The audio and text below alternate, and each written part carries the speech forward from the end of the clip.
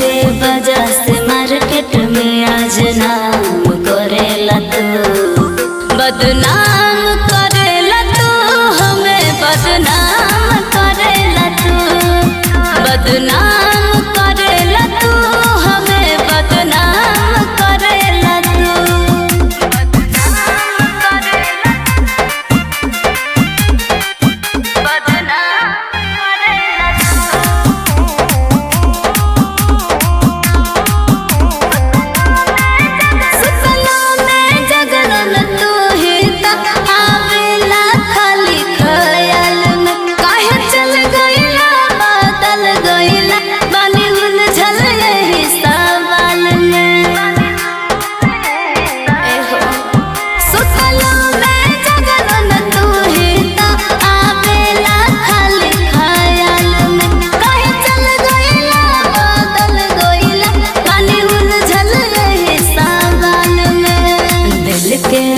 दिया दिलावे में जाम करेला तू,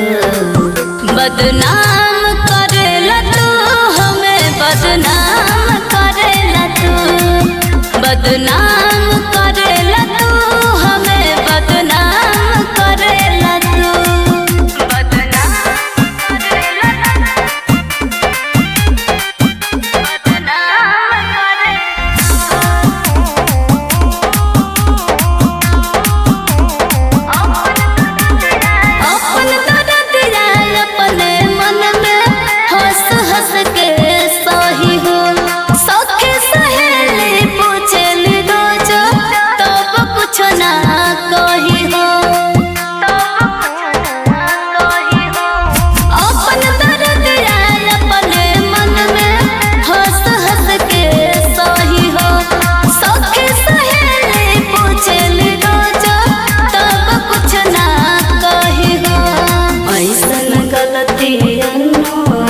के साथ करेला तू, बदनाम करेला तू, हमें बदनाम करेला तू, बदनाम